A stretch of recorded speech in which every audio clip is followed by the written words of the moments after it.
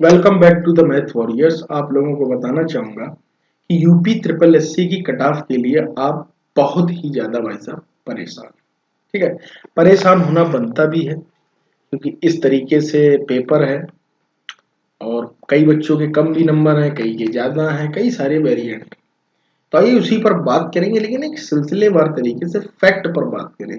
ये नहीं कि मैं आपके सामने आकर लिख दूं कि इतनी कटाव जाएगी, तो उसका कोई मतलब नहीं बनता है। बात को समझ लें, इसलिए मैं आपको बहुत ही अच्छे तरीके से एक्सप्लेन करूंगा कि कितने पद हैं, कितने वैकेंसी होगी, क्या रहेगा। तो आप इस वीडियो को भाई साहब पूरा देखें अगर आप कट ऑफ के लिए आए हैं। चैनल को सब्सक्राइब करें, लाइक करें, शेयर करें। ठीक है, चैनल को आप सब्सक्राइब तो कर ही लें। आप ये देखिएगा, यहाँ पर देखिएगा प्रारंभिक पात्रता परीक्षा 20 अगस्त 2021। प्रस्तावित डेट है 24 हो गई, कोई दिक्कत नहीं। अगर हमें इसमें देखना है ये पद कितने हैं, ये भाई साहब जो पद है टोटल, ये मात्र आपको बता दें आयोग द्वारा मार्च 2022 तक का है ये डेटा। ठीक है, ये जो कि टोटल भाई साहब पद है वो 32,000। ठीक है, टोटल पद कितने भाई साहब, ये 32,000 है। जिसमें से मैं आपको बता दूं 9,212 और ये आपकी 7,882 लेखपाल के।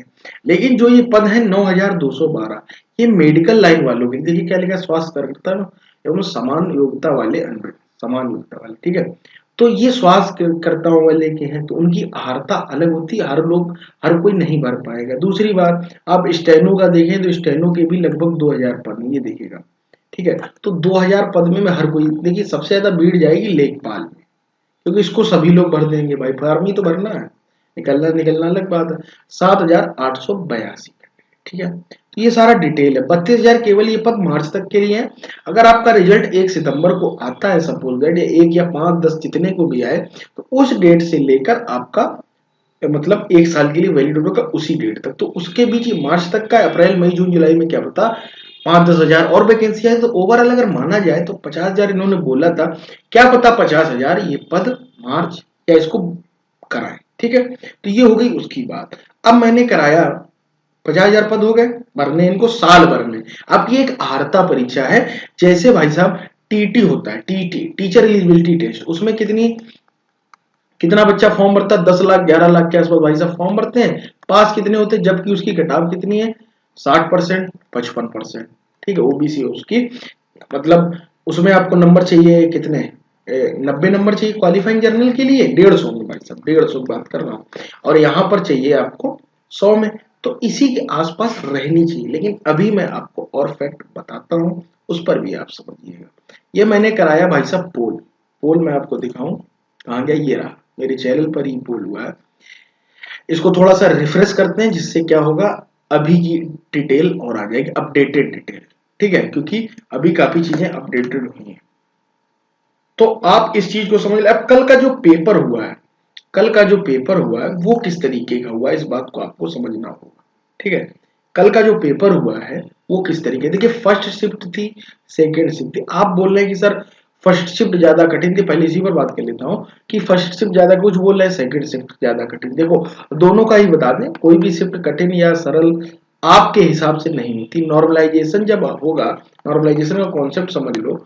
नॉर्मलाइजेशन जब होगा भाई साहब आपके लिए, तो उसमें ये देखा जाता है कि बच्चे जो बैठे, कैंडिडेट जो अपीयर हुए हैं, उनके कितने नंबर आ रहा है। अगर सभी के ज्यादा नंबर आ रहे हैं तो फिर नॉर्मलाइजेशन में कम नंबर हो जाते हैं। अगर उसी में दूसरी वाली शिफ्ट में कम नंबर आते उसके बढ़ा दिए जाते हैं। उनको कहीं ना कहीं बराबर लाने की कोशिश की जाती है अच्छे बच्चों को। ठीक है, तो ये होता है नॉर्मलाइजेशन। तो आपके कहने या ना कहने से दोनों ही पेपर बैलेंस थे। ठीक है, स्लाइटली मैं मान सकता हूँ, स्लाइटली सेकेंड शिफ्ट का में भी कठिन है। स्लाइटली की बात कर रहा हूं क्योंकि उसमें थोड़ी सी डीआई भी बढ़िया थी, अच्छी थी। दूसरी बात, जीके के जो क्वेश्चन थे वो थोड़े से डीप जा रहा था, पहले वाले में नहीं जा रहा था। ठीक है, पैसेज था इंग्लिश का, वो भी काफी थोड़ा सा टेक्निकल था, एकदम ऑन द उस पे नहीं था कि एकदम आप देखो टिक लगाओ। हिंदी का भी पहले थोड़ा सा लेंदी था। तो ये सारी चीजें हैं। तो ओवरऑल मुझे जो लग रहा है, और वो पोल में भी लग रहा है, आपको पोल भी देंगे, बच्चे भी यही कह रहे हैं।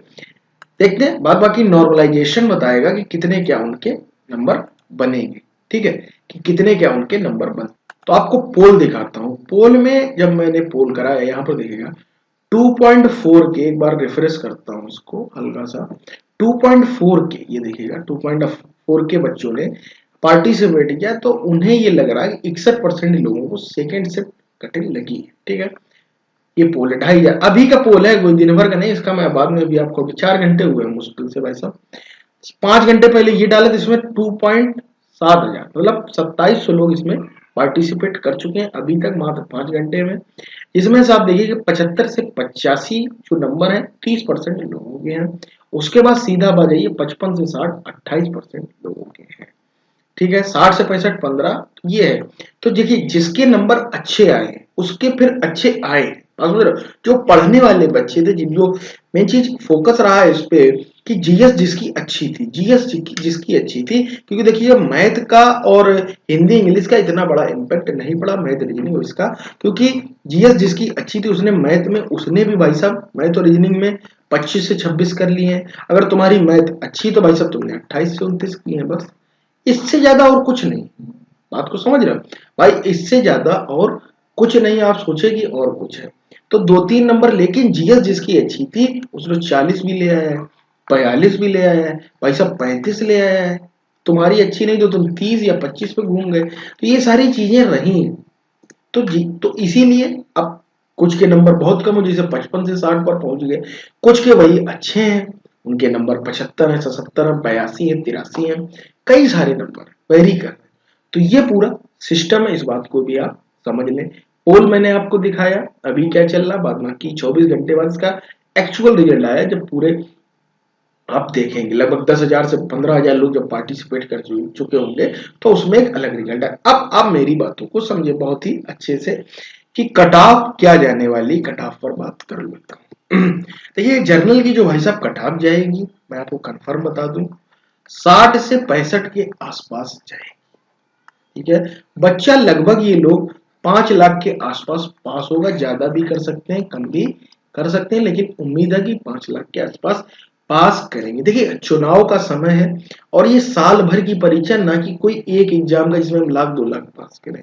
ठीक है, एक एग्जाम भी होता है तो उसमें भी एक सीट पर 15 से 20 लोग बुलाए जाते हैं। ठीक है, तो आप इतना समझ लीजिए कि पद 50,000 है, 40,000 है, जो भी है, अभी तो 30,000 तो कन्फर्म ही है, 30 पर भी अगर आप 15 का गुणा करते तब भी 5 लाख के आसपास है, लेकिन ये साल भर का, वो तो मार्च तक का डेटा है, इसलिए बड़ा आराम से भाई साहब 5 लाख बुलाए जाएंगे।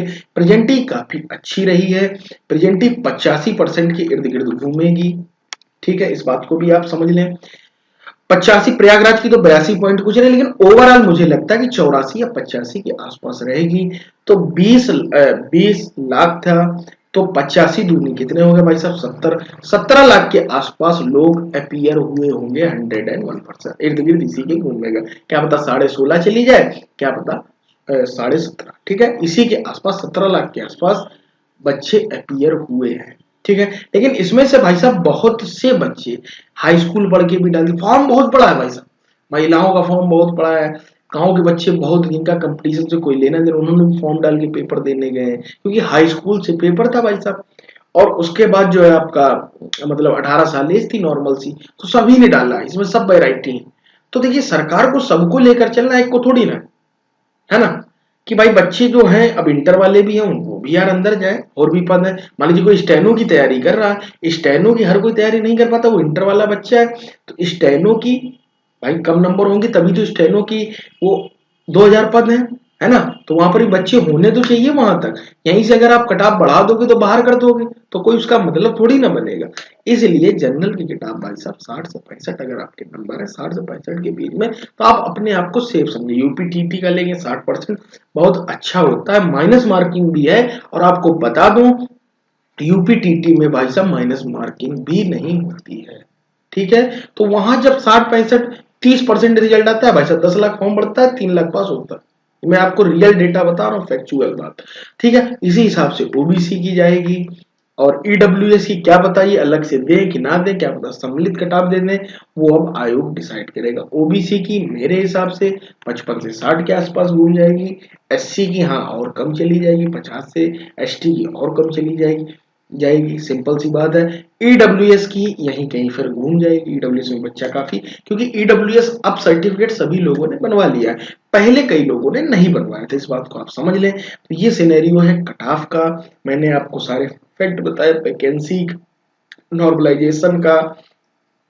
नॉर्मलाइजेशन में भी सेकंड शिफ्ट वालों को 4-5 नंबर मिल जाए या फर्स्ट शिफ्ट वालों के 1-2 नंबर कम हो जाए, इससे ज्यादा और कुछ नहीं होगा।